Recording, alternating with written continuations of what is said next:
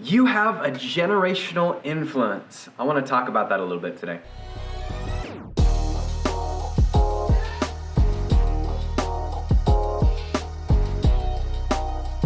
Yeah, I was reminded of our influence that we have on the generations that follow us in our devotions this week. It was in 2 Timothy chapter 1, in a place where oftentimes we would just kind of breeze by and not think about it, but the Lord just really prompted something in my heart.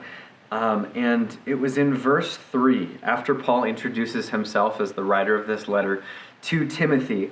It says, "I thank God, whom I serve, as did my ancestors, with a clear conscience, as I remember you constantly in my prayers, night and day. As I remember your tears, I long to see you, that I may be filled with joy. I am reminded of your sincere faith, and faith that dwelt," here it is, "and the faith that dwelt first in your grandmother Lois, and then in your mother Eunice, and now I am sure that dwells in you."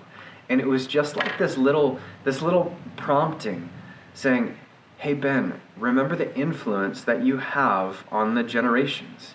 And I want you to all to just think about this. Think about the influence that we have, the way that we live for others to see.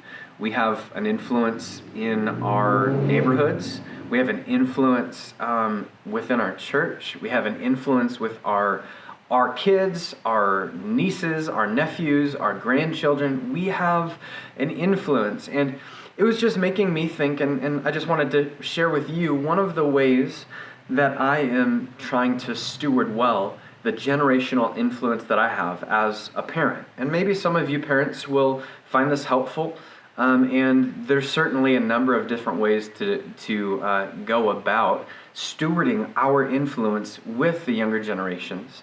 But with me, one of the ways that I can make certain that I am pouring into my kids and stewarding well this generational influence that I have is found around our night-night routine, or our good night routine as we go to bed. We've got a normal routine, and it usually starts out with reading some devotions to our kids. We've got a little devotional Bible. In fact, we have a number of different ones, and it just depends on which kid wants which devotional Bible, and so we'll read through one story. And on my better days, I will try and bring some practicality to those stories and relate the story that we just read to the kid's life. And then we'll pray. And sometimes every night I'll invite each of the kids and ask them if they want to pray. I don't always force it on them that you have to pray, but I give them opportunity. And then I will pray over them. And then we'll sing some worship songs. This is our routine every single night.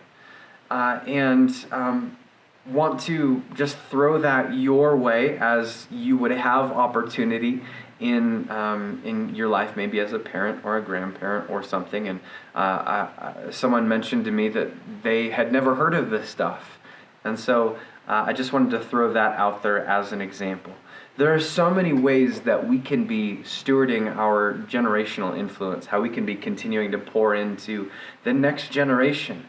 And I just want to call your eyes upon that today. Maybe as you go throughout your day-to-day, just look at the different ways and the different places of influence that the Lord has placed you in. And then begin to pray and process with your leaders how you can be pouring into the next generation. Thanks for considering it today. I'll be praying with you about that in Jesus' name. I love you. We'll talk later.